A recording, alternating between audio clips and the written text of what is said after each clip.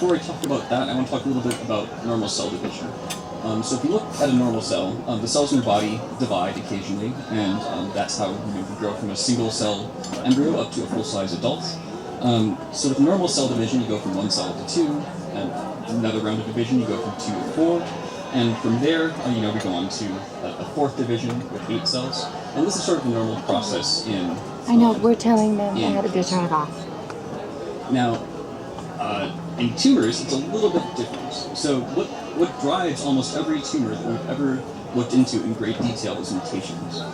So sometimes during normal divisions, a cell will experience one mutation that happens in the cell. And this mutation changes the DNA, and it could perhaps change the behavior of that cell. And one way that it can change the behavior is to make it divide just a little bit faster. So perhaps when we get to the next division of normal cells, the tumor cell has already divided just a little bit faster than the other cells, and perhaps it's even mutated again. So now we have one cell with a few other mutations, and we have sort of this normal another lineage of tumor cells as well. And as we go along, as the tumor evolves, we continue to accumulate mutations that change the behaviors of these cells. And those cells that divide the fastest are the ones that constitute the greatest majority of the tumor. And so when we get to a full-size tumor, we have a mixture of all sorts of cells with many different types of mutations, and the full mass of the tumor is the one that has grown the fastest. Now, right now, up until maybe the year 2000 or so, the best technology to look at tumors was under a light microscope. So we have highly trained pathologists that have very, very great skills at looking at slides like this one, and they can tell what cells look like cancer and what cells look normal. And now this is a very, very difficult skill. I've tried to stare at these slides for hours, and I still cannot really discover what is cancer, not cancer, but the right people can do it with enough training. And we also have a few other little techniques that help us. We can sort of stain for one gene or another. You can look at the brown there. The brown there is a stain for one particular protein on the cell, and so they can tell that this is a protein that's associated with cancer, and it helps the pathologist decide what's cancer and what's not cancer. And back, say, in the year 2000, what we could tell from our current studies of cancer was that there were certain hallmarks of cancer. And what I'm showing you right here is a sort of an introductory grad student figure. Every grad student sees this figure at some point when they're studying cancer, and it represents the six hallmarks of cancer that were known in 2000. And so in there we have at the top there in the green, one of the most defining hallmarks of cancer is that cancer cells proliferate. They keep on dividing. And that's one thing that really differentiates cancer from pretty much any other type of cell in your body. It doesn't respond to the normal ways of sort of slowing down growth. Now, is that better? Yeah. All right. Okay. So another thing that cancer cells are really good at is evading growth suppressors. So in your body, the normal system, one moment.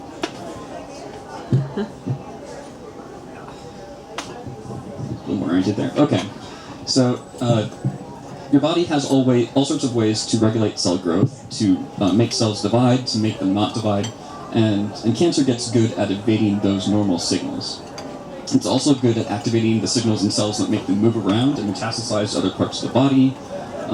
There's also things such as developing extra blood vessels to supply nutrients to the growing tumor. And there's also sort of a few other aspects of cancer cells that make them behave that way, or that make cancer a thing that we need to get rid of. So this was all discovered mostly with the use of light microscopes and then some very advanced molecular biology techniques that would take grad students many years in the lab to sort of gain any insight into what's happening in cancer. But way back in more than 50 years ago, Richard Feynman, the physicist who had interest in biology, said that what biologists really need in order to make great progress in biology is an electron microscope that's about 100 times better.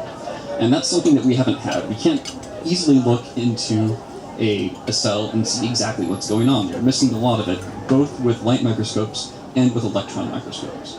And so what is it that we're missing when we look into a cell? If we go back to sort of that light microscope view that I showed you before, each of these little circles is a cell. And you can't see many details of them. What we can see is the brown versus the purple, and that's based on the staining of one particular protein. But if we were able to zoom in 10,000 times, what we'd see is something like this. So on the edge of the cell, we have the cell plasma membrane, and this is the outer edge of the cell that divides it from the rest of your body. And in that membrane, in the yellow there, we have all these proteins which are embedded. And those proteins respond to all the various signals that the cell needs to respond to. Responds to when the cell needs to divide, when the cell needs to not divide, when the cell needs to kill itself. There's actually a program for that in the cell as well. And all these proteins on the surface of the cell are what sort of how the cell senses its outside world and how it talks to other cells and how its behavior is all programmed. Now, in addition to the proteins on the cell membrane, we also have something that you all heard of, which is DNA. And DNA is the part of the cell that contains all the information for how to make the proteins. And so over in the lower left-hand corner there's one protein that's on the DNA called polymerase, and what that protein is doing is copying out the DNA into a different form of nucleic acid called RNA. Now, the RNA is a temporary message. It's a message that says, take this bit of DNA and let's make a protein out of this bit of DNA. There's also a few other purposes of RNA too, but we'll keep it simple for now. And the ribosome is the machinery that translates that RNA into a protein. And so when the RNA goes through the protein, what we have are we have a few of those proteins there on the right in this example, and an RNA can make a whole bunch of proteins. And what the key thing is that there's sections of the DNA that are called genes, and those sections of DNA that are called genes are what make the proteins in the cell. But that's not the whole story, of course. There's a little bit more. The largest system of this all is that the proteins still carry out these behaviors. They sense the outside of the cell. They make the cell do things. And what I'm showing you here is a little diagram of a way that biologists typically draw things like this. So on the outside of the cell there, we have something called a receptor, and there's many types of receptors. And the receptors will sense one particular type of chemical signal. And when the receptor senses this, the chemical signal in the blue circle there binds the receptor, it changes the shape of the receptor a tiny bit, and then other proteins, which are right next to the receptor, sense that change and then modify their neighbors. So there's a chain of signaling that is propagated all through chemical changes. And so we have names for all these genes and all these proteins, and there's long chains of them. And actually, if we look at our current knowledge of all of these interactions, we get a big hairball like that on the left. And so right there, I'm showing you about 7,000 nodes with connections between them. And this is what we know of the cell's social network. What genes talk to what other genes, what proteins interact with what other proteins. And this is how information is sort of transmitted around the cell to make all the processes of the cell happen. Now, so what do we get with RNA and DNA? How is it a microscope into this? What this does is it tells us which of these proteins are turned on, and tells us which of these proteins are mutated in cancer. So with sequencing, we suddenly have a view not just of one protein or 5 proteins, we see all 20,000 proteins, and we see all the mutations that have happened, and we see all the genes that are on and which genes are off. And so this is a pretty unprecedented view of what's going on in individual samples of cancer. And what's really driven this in the past decade is a tremendous drop in the cost of sequencing. So about 10 years ago, actually 15 almost, down in 2001, the human genome was assembled, and that actually happened here in Santa Cruz. And that was the first time that we had a glimpse into what a whole human genome looked like. And if we were to restart over back in 2001 at that time, it would have cost us about $100 million to do the second human genome. So this was a massive undertaking. But what's happened is that technology advanced so fast that it only costs $1,000 or $2,000 today to sequence a human genome. And because it is so cheap, now we can look at lots of genomes, and we can do this in cases like cancer, where a couple $1,000s is only a small fraction of the cost of a cancer treatment. And there's a lot of technical details that go into this, and that's where I focused a lot of my work over the past 5 years, and a lot of other people have focused a lot of work. But the basic part of it is that we get a huge number of short reads of DNA. So the sequencing technology will generate little strips of about 150 letters of DNA at a time. And then we do this on a massively parallel scale. We get 1.8 billion of them in a typical tumor analysis, and that's about 90 gigabases of DNA. And that turns out to actually translate to almost 500 gigabytes of data that we use to analyze a tumor. And we analyze not just the tumor, but also your normal genome at the same time. Because your normal genome also has all sorts of unique variants in it that make you you. And the tumor has additional variants on top of it that make the tumor the cancer. And so we need to be able to compare the tumor to the normal genome to find out what's really unique about the tumor and what is driving that particular tumor versus just a normal mutation in your body. And once we go through all this processing, it takes about $500 of computer time, which we can do in less than a day with a compute cluster. We get about a gigabyte of data that is kind of relevant for looking at a particular tumor. So what is in that gigabyte of data? What we see there is sort of three general classes of mutations. One class of mutation is a copy number change, and this is something that we already use in cancer treatment right now. A copy number change is where there's an amplification of the DNA, so a whole gene might be copied multiple times, and when it's copied a whole bunch of times, that results in more of the protein. Or it might be that the gene gets deleted entirely. So if it's a gene that suppressed the tumor, that sort of was a control on growth, then that would also, when it was deleted, that could also cause the cancer. And so an example of this is a test for ERBB2 amplification. And so this is a test that happens for every single breast cancer patient right now, because it's a drug that goes after the protein that ERBB2 makes. And so if you have this copy number amplification, we have a good treatment to match up to that particular mutation. Another common thing that we look for are rearrangements, and this is where one gene gets fused to another gene, and this is one of the first specialized treatments that was ever invented. So in leukemia, there's a fusion between two genes, BCR and ABL, and there was a drug that was discovered that goes after just this particular protein fusion. And so for those patients that have this fusion of BCR to ABL, there was a very good treatment that helped those patients. And finally, one of the most common types of mutations we see are small mutations where there's a single letter substitution. And this single letter substitution can actually cause proteins to behave entirely differently. So an example of this that we use currently for treatment is the KRAS mutation. And I'll go into this a little bit more detail later on. But when KRAS gets mutated in the right spot, KRAS will always send signal without actually listening to its partner in the telephone game of single transduction. And so when we get a single patient, what do we get out of that? What do we look at for a single cancer patient when we've done the genome sequencing?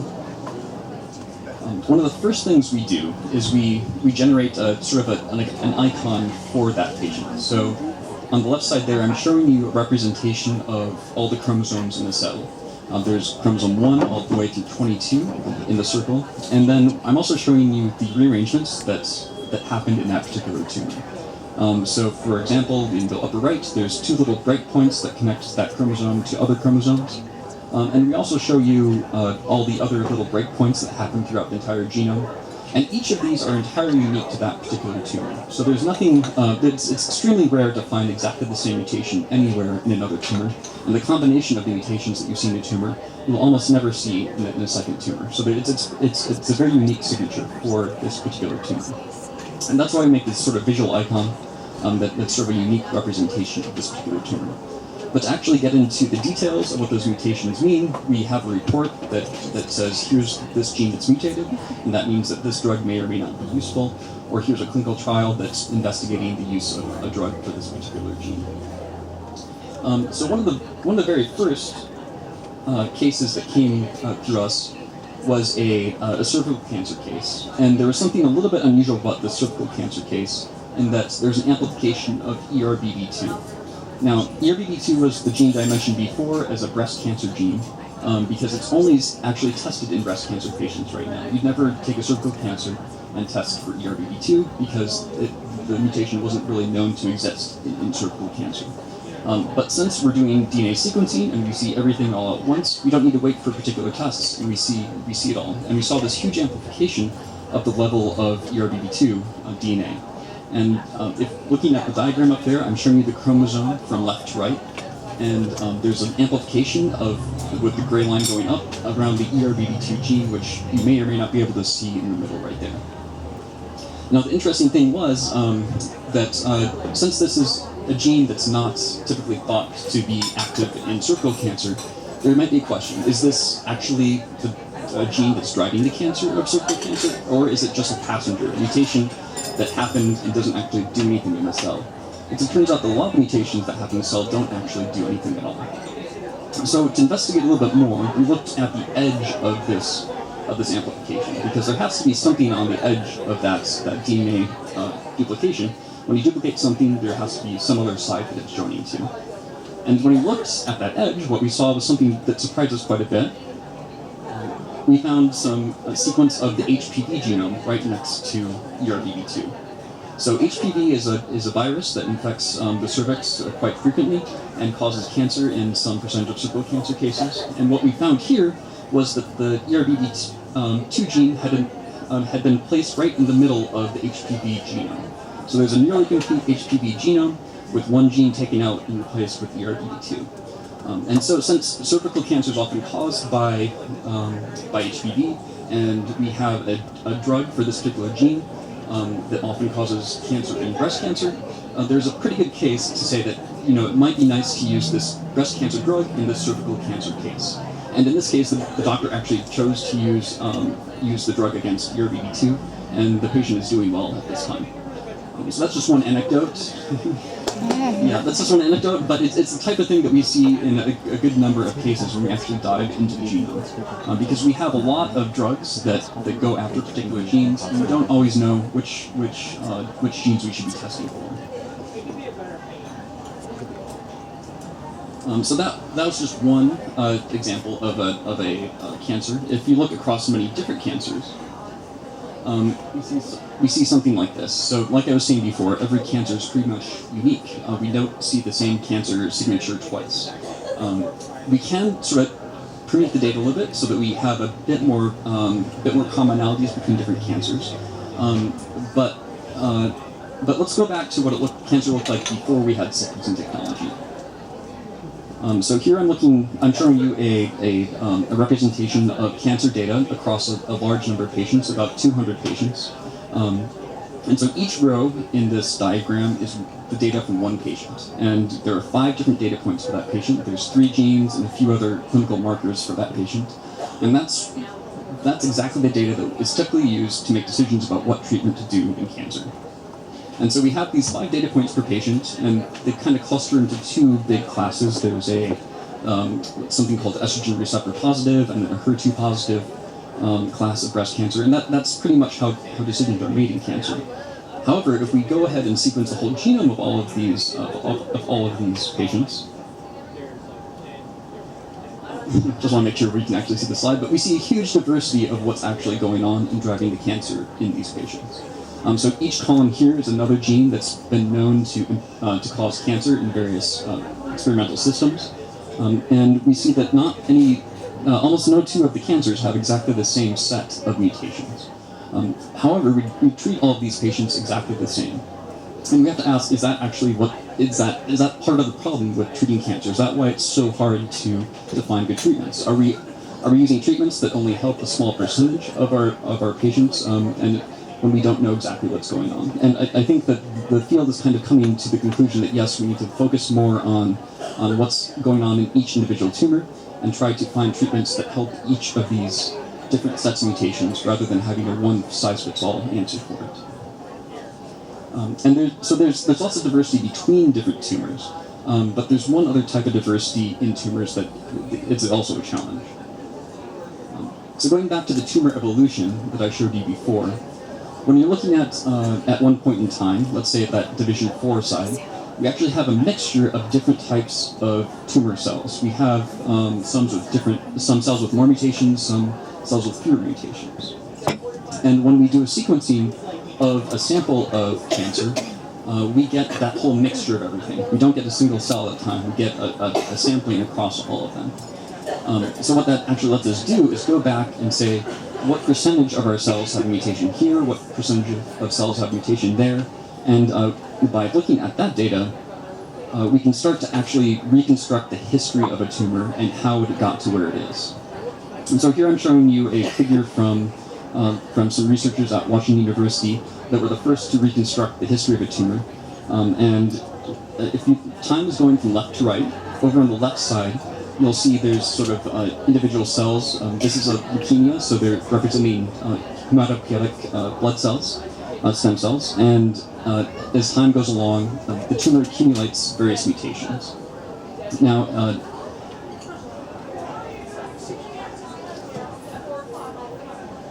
this is a little more complicated, so I want to point things out, but so you can see where my cursor is right there. At that point in time, that's when they took a sample of the tumor, and they sequenced it, and they also began chemotherapy. So they used a standard chemotherapy at this point, and after 6 months, most of the tumor was gone, but there was a little bit left still. And so after 6 months, they took another sample of that little bit of the tumor, and they sequenced again, and they saw that what was there now wasn't the full spectrum of cancer. It was down to just one particular subclone of that cancer. And that subclone was only 5% of the initial tumor. So the treatment was very effective for nearly all of the tumor. It's only the 5% subclone that was able to survive the chemotherapy. And so at that point in time, the tumor started to relapse and grow. That 5% clone was still resistant to the tumor, and it was free to grow more. And then as time went on, the tumor actually accumulated more mutations. And so what this means is that we can't think of cancer as necessarily one static thing. We have to think of it as a way, as something that needs to be iterated. We need to go back and measure again, see what new mutations are there, and see if there's a new drug that we can use to go after those new mutations. And at the most recent clinical oncology meeting, there was some very successful reports of doing this in lung cancer. So in lung cancer patients, there's some drugs that have failed on almost nearly every single clinical trial because patients would become resistant, or the tumors become resistant to the drugs. But by cycling between those various drugs after sequencing, the researchers were able to sort of keep ahead of the mutations of the tumor and keep the patient disease-free for longer. So in the future, it may be that we have a series of drugs that we switch to as we find out what exactly has mutated in your cancer. So going back to this signal transduction. So mostly what I've talked about so far with the sequencing is more of a static, or more of a picture of here's what the DNA is, here's what the RNA is. But there's this larger system of how proteins talk to each other. So what I showed you this example before, there's a receptor up on top. That receptor sends signal down through a couple different pathways. And this particular receptor has been well known for a long time, and researchers actually developed a drug that goes after this particular receptor. And so cetuximab is a drug that can actually bind to the receptor and inhibit that signal from being transduced back into the cell. And so cetuximab stops the proliferation of the cell, it stops the dividing, and it lets the normal chemotherapy work a little bit better. However, a common response to this drug is the tumor will gain a mutation in KRAS. And so KRAS is one member of that chain of signaling, and when KRAS gets mutated in this particular way, it always sends the signal to proliferate. So even though you have this drug stopping the general signal, this mutation provides resistance to this drug by sending the signal anyway. And so right now, before you take cetuximab, your doctor will test you for KRAS to see if you have a mutation there, and this will be monitored as time goes on in your treatment with cetuximab.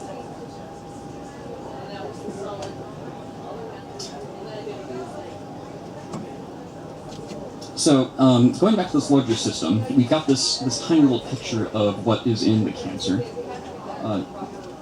and that's that tiny little bit of the cancer, or that tiny little picture I was showing you, is just one bit of this large network. And this large network is about 20,000 genes, as I said before. Right now, we only know about, we only have interactions for about 7,000 genes. And that leaves about 13,000 genes in our bodies that do something that we don't really know much of anything about. So right now, we're really at the beginnings of genomics. We really don't know much about what's going on in our cells. Fortunately for cancer, though, a lot of the study that's gone on so far has been in cancer cell lines and other cancer systems. So a lot of what we know actually comes from cancer, and we have a pretty good chance of knowing a lot about cancer. And so those 7,000 genes 7,000 proteins, form into something called complexes, and that's when one protein is talking to the other protein. And then on average, we have about 5 interactions per gene or complex. So it's a pretty dense network of interaction between these various proteins. And 7,000 proteins, and then another almost 8,000 complexes that we know about, it's pretty much impossible to reason about on your own. So if you know about a mutation in a particular protein, what that means for the rest of everything else is pretty hard to think about. So when I was up at UCSC, we worked on something to sort of bring this all together in an automated way using computer science. So we took this large network of 7,000 genes. We combined it with sort of a computational model of how each gene behaves based on its DNA copy number, its RNA expression level, and any other mutations that happen in that gene. And then we combine it with the data from next generation sequencing. And so by combining all these things together, we can use machine learning, probabilistic models to estimate the activity of various genes, even though we have incomplete information about the whole system. So even though we don't have direct measurements of activity or direct measurements of protein, we can estimate that based on the data that we do have. And so the way it works is that we have this sort of a large graph of variables, and you can imagine that if there's a signaling molecule there in blue, and it might activate a gene, a receptor, and that might activate another gene, say KRAS, which sometimes mutates, and then we can sort of trace the signal down the whole stream of signaling to find out what the effect might be. And if KRAS is somehow mutated, we can also model that. We can say that KRAS is always on because we know it's mutated in the right spot. And so when we look across a whole bunch of cancers this way, then we look at the activities rather than just the genes, mutations themselves, we get a slightly different picture than what we get from just the mutations. So, so there's a couple different ways that say cell proliferation could be activated. One way that could happen is that you have KRAS mutated, or you could have another gene mutated that causes exactly the same behavior. And so by combining across these different sorts of events into one more cohesive picture of what's going on, we can sort of group together different tumors that may look somewhat different based on their raw mutations, but actually are quite similar in how they behave. And what I'm showing you here is a big heat map of data, and that's what we call these matrices of red and blue. And so red in this graph shows a gene that is activated and has lots of activity, and blue shows a gene that is down and deactivated. And I'm showing you several different cohorts of patients here, of samples here. So on the left, there's mammograms. There's just mammograms that are low density or high density, and these aren't necessarily events that you would say, yes, this is breast cancer or not a breast cancer. And you can see that most of the genes there are just sort of at normal whitish level of activity. Right next to it is something called ductal carcinoma in situ. And then over in the other two panels are two different cohorts of patients, a Norwegian cohort of breast cancer patients and a Swedish cohort. And what we were able to do was subtype these breast cancer patients into 5 different subtypes based on their activities. And the really interesting thing we found was this little section of red up here where there's lots of immune genes active. And at the time, I thought this was a bug in my program because I had never heard of immune system being related to the cancer. And but fortunately, my collaborators in Norway told me, oh no, it's not a bug, that's actually something that we think might be real. And so we followed this up a little bit more, and it turns out that the immune system is actually quite involved in a subset of tumors. And published shortly after our paper was an updated set of hallmarks for cancer. So I showed you 6 before. This updated version came out a couple of months after our paper with 4 more hallmarks. And 2 of those 4 new hallmarks are on the right there. One is avoiding immune destruction, and another hallmark of cancer is tumor-promoting inflammation. And so the tumor will promote inflammation around the tissue around the tumor to cause greater blood vessel growth, and also have certain types of immune cells that make the tumor grow better, but also avoid immune destruction by coming up with ways of getting around normal immune attack against foreign invaders. So I just said foreign invaders. Let me explain that a little bit. I'm showing you here kind of another classical review picture of what happens in the immune system. So your body needs to know what cells in your body are actually come from you, and what cells are an invader, if they're bacteria or something else like that. And the way this works is that in the normal course of your cell, proteins get old and they get degraded. So up in this cartoon, the protein is represented by a chicken, and the proteasome is something that digests up the chicken, the protein, into its constituent parts. And then there's another set of machinery called TAP, which sort of sorts through all those little parts of the chicken and picks out the parts that it wants to present as actually, yes, this is part of your body. And then finally, there's an MHC gene, which here is represented by a server that presents that little part of the protein on the surface of the cell. And so all of your proteins that are expressed get chewed up, and eventually parts of them get presented. And then T cells, which here a little cell that's like a cop, will go around and recognize if parts that are of you or not of you. And so the interesting thing is that as your genome mutates in cancer, what happens is that you accumulate mutations.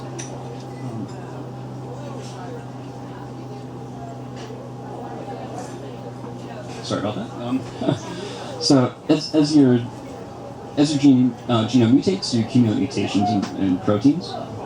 And now we can see all those mutations. We can see which mutations happen in which proteins. We can also see which of your proteins are expressed.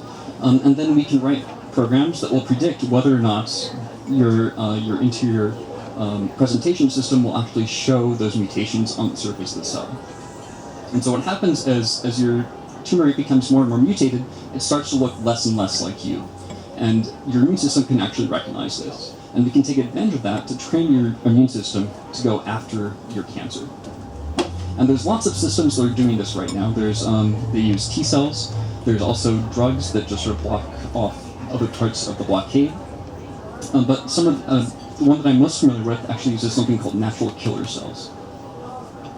So natural killer cells are one element of your immune system, and what you can do is you can attach sensors for those particular mutations in the tumor to the outside of the natural killer cell. And I'm going to show you a video here. In green are normal cells that don't have the mutations. The red cell is a tumor cell that does have the mutation. And then in gray, right next, labeled with the NK, is the natural killer cell.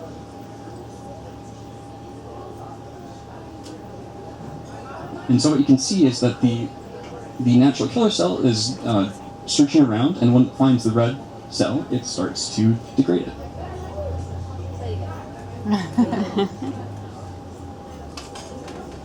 And so it's a really remarkable thing. Your immune system is actually very good at finding invaders, and when it's trained to go after the right thing, it can actually kill the tumor cell.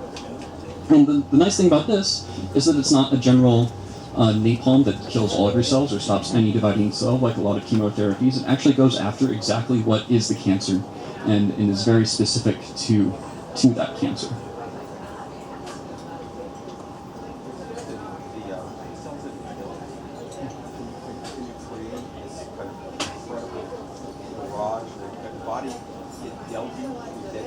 Yes. So the question was, when the cells die from the immune system, can that cause problems for the body by having a deluge of all these dead cells? And the answer is yes. And so some of the systems, for example, those based around T cells, will actually use your own immune system to amplify the amount of T cells that go after the cancer. And so you can imagine that as soon as your immune system is trained to recognize this new invader in your body, this tumor, if the tumor's large, say, a couple ounces up to a couple pounds, then all of a sudden it's like you have an infection that is massive.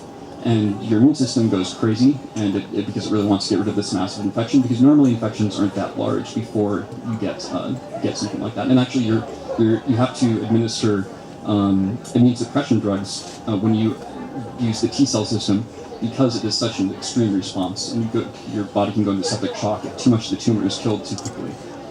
So there's a whole new realm of treatments.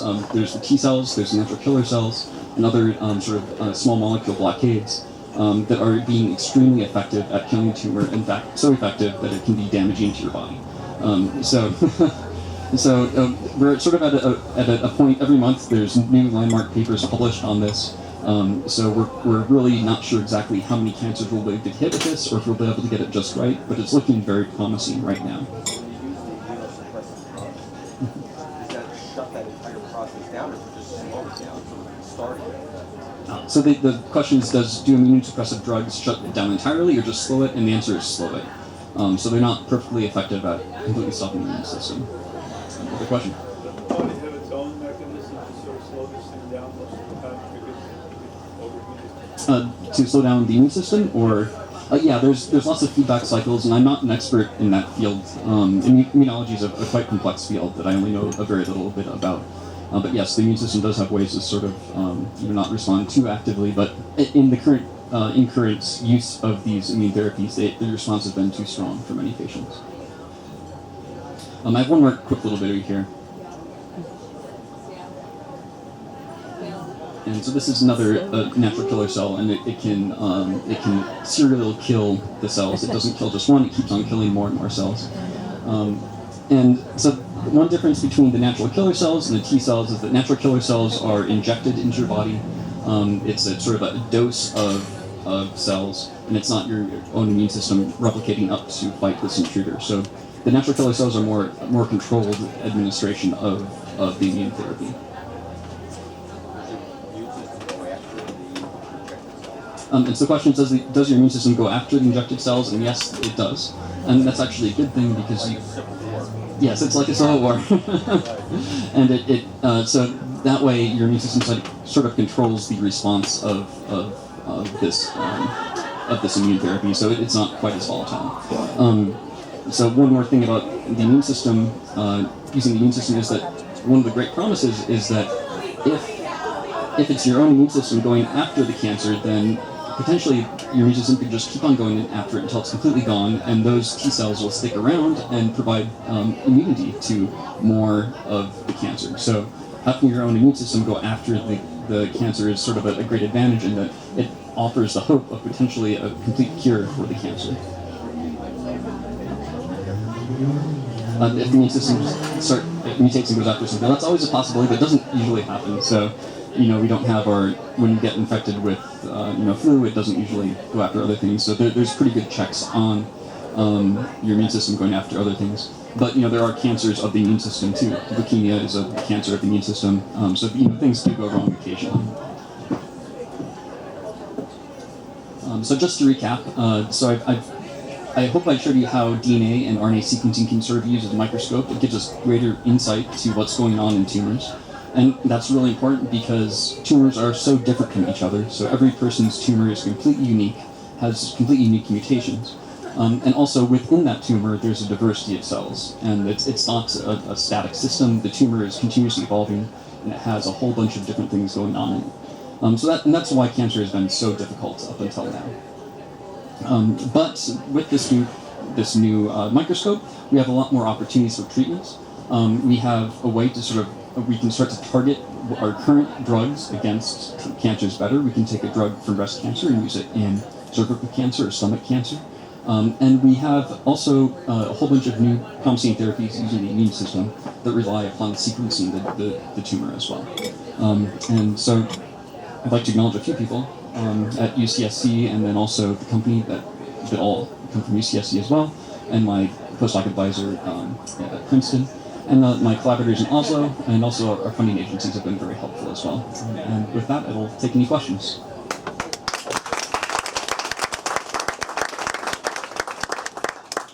Yeah, I'm curious, you mentioned there were these killer cells that actually attack cancer cells, but the other mechanism seems to be the messaging, interrupting the messaging. What's the division between that being effective? I mean, how much signaling is the problem? It's not clear. So the signaling stopping the signaling can be effective in many cancers.